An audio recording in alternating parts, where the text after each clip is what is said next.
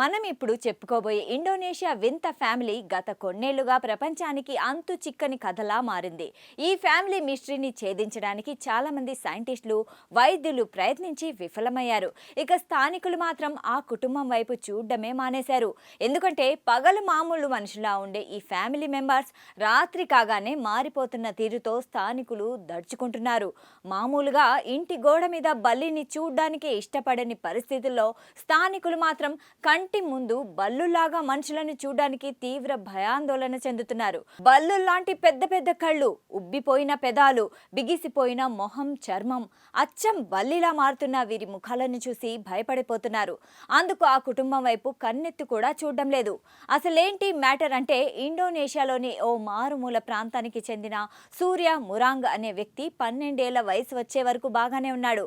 అయితే 12 ఏళ్లు నిండిన తర్వాత అతడిలో వింత మార్పులు రావడం మొదలయ్యాయి. అతడి ముఖ కవలికలు మారడం ప్రారంభించాయి.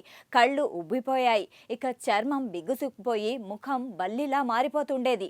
ఉదయం సాధారణ మనిషిలా ఉండే సూర్య మురాంగ్ రాత్రి అయ్యేసరికి వింతగా మారిపోయేవాడు. అయితే ఈ పరిస్థితి సూర్య వరకు మాత్రమే పరిమితం కాలేదు. అతడి పిల్లలకు కూడా పాకింది. వారు కూడా తండ్రిలాగే పగలంతా మామూలుగా ఉండి చీకటి పడుతున్న కొద్దీ బల్లి మొహంలా మారిపోతున్నారు.